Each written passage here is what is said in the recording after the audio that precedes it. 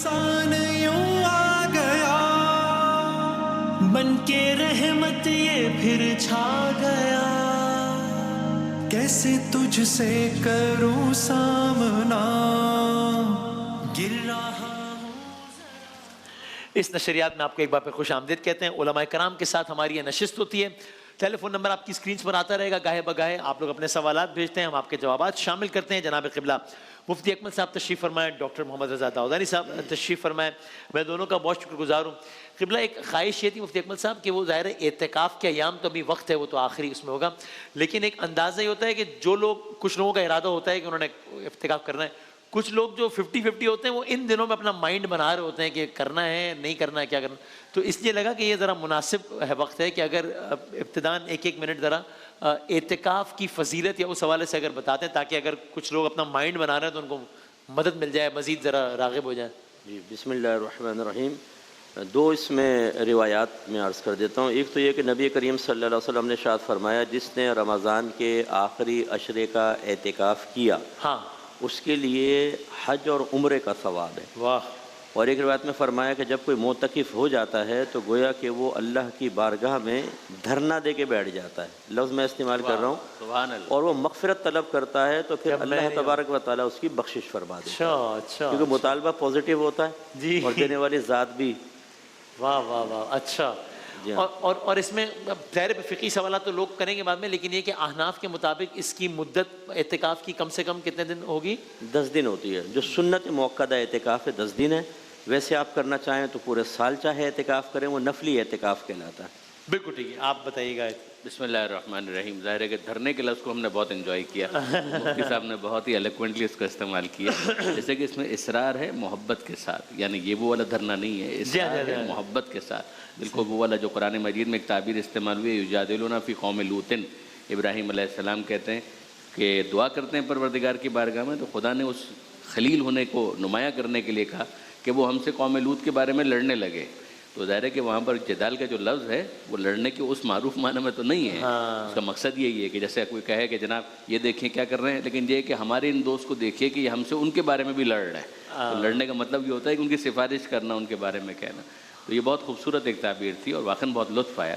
गुजारिश ये है कि एतिकाफ़ क्या कहना है इस इबादत का, अगर आप कुरान मजीद के अंदर देखें कि वो घर जो खुदा का घर है, बैतुल्लाह, जिसके लिए परवरदिगार आलम ये कहता है कि वज़िअ लिन्नास, लोगों के लिए बनाया गया, लेकिन ये है कि उसको परवरदिगार आलम ने अपनी तरफ मंसूब किया कि अंताहिरा बैती, कि ये मेरा घर है, इसको पाक रखो।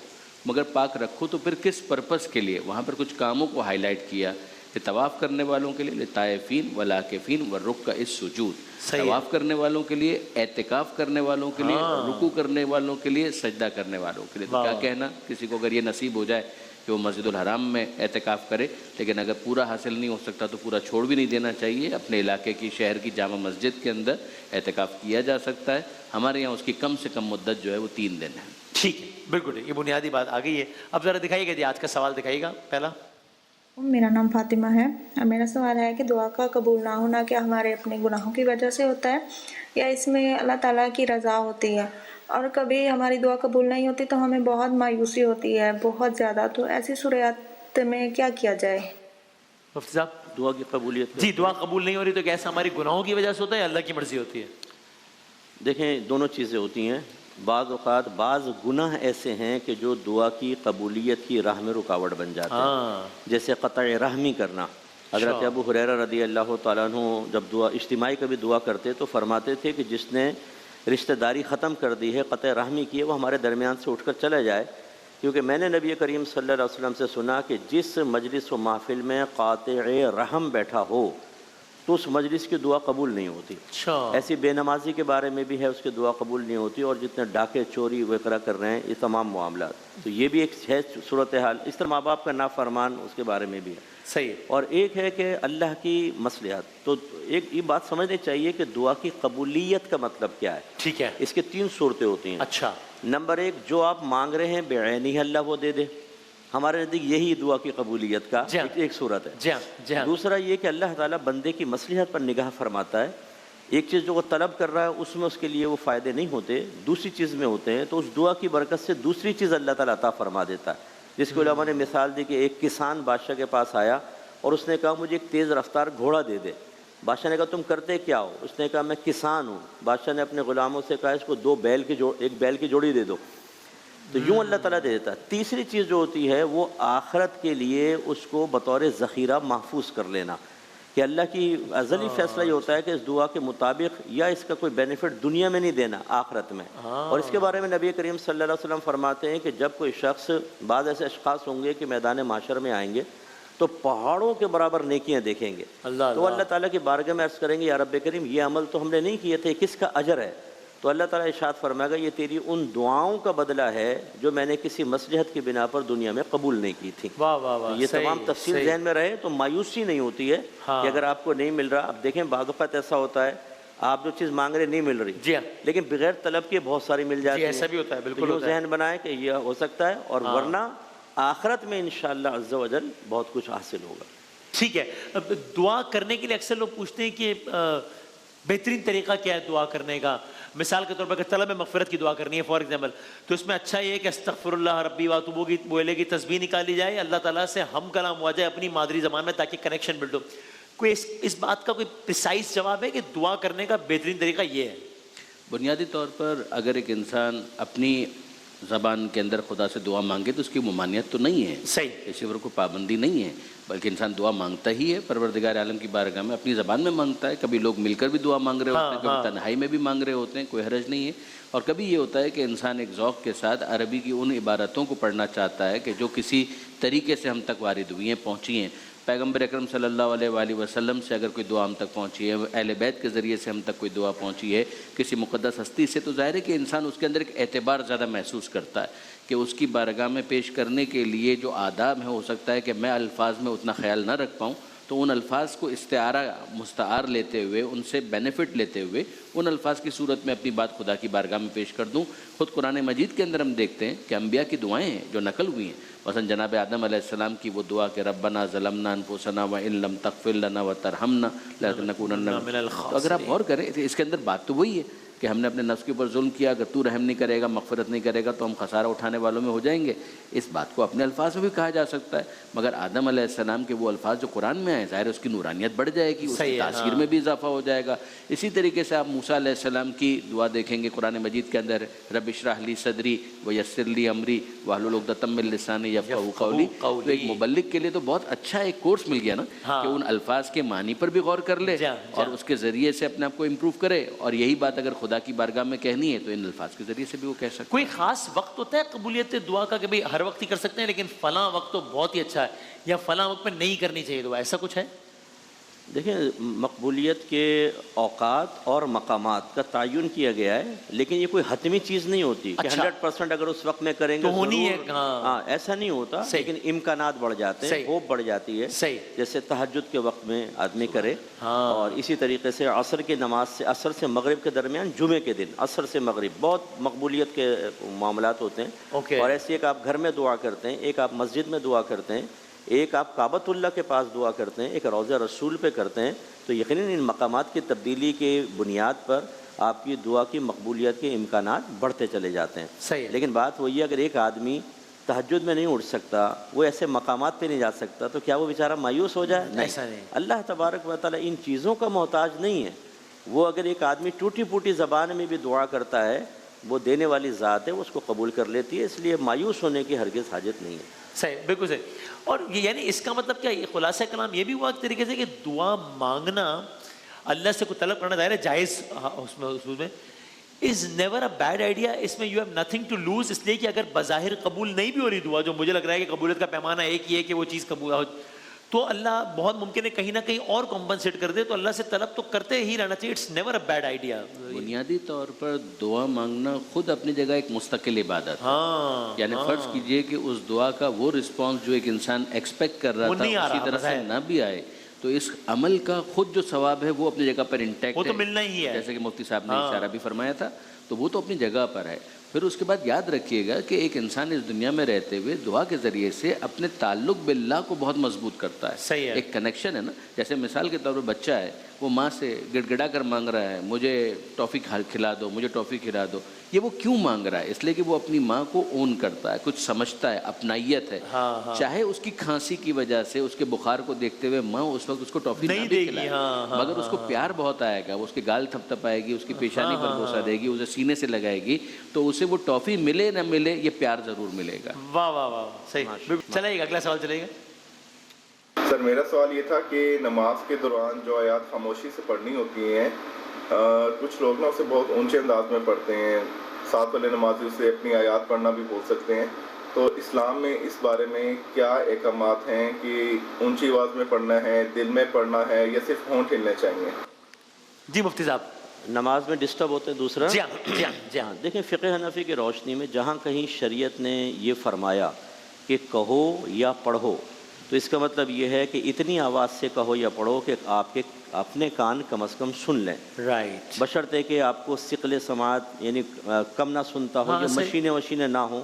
اس میں بھی اتنا ہوتا ہے کہ اگر آپ کی آج سماعت ٹھیک ہو جائے اور مشینیں بند ہو جائیں تو آپ کے کان سن رہے ہوں، اور یہ بڑی معمولی سی ہوتی ہے، بہت ہی آرام سے۔ لیکن بعض افراد جو ہوتے ہیں وہ تھوڑا سا لاؤڈلی پڑھتے ہیں، اور اس میں ایک بنیادی میں نے دیکھی ہے وجہ کہ وہ چاہتے ہیں کہ تجوید کے ساتھ ادا کریں۔ اچھا، اس میں گاڑھا عین اور ہا نکالنے کی کوشش کرتے ہیں، الحمد، وہ برار اللہ بھول جاتا ہے اتنی دیر میں، تو اتنا بھی نہ کہیں کہ کریں کہ بیچارہ خامہ کا ڈسٹرب ہو، اور یہ ذہن میں رکھیں کہ اگر اس سے زیادہ لاؤڈلی آواز کی، لاؤڈ آپ نے قرات کی اتنی کہ 3 4 5 ادھر 3 4 5 ادھر آدمی سن لیں، اور وہ سری نماز ہے تو سجدہ سہو لازم ہو جاتا ہے۔ سری مطلب زور اثر کی نماز، صحیح، ان میں سر واجب ہے، آہستہ پڑھنا واجب ہے۔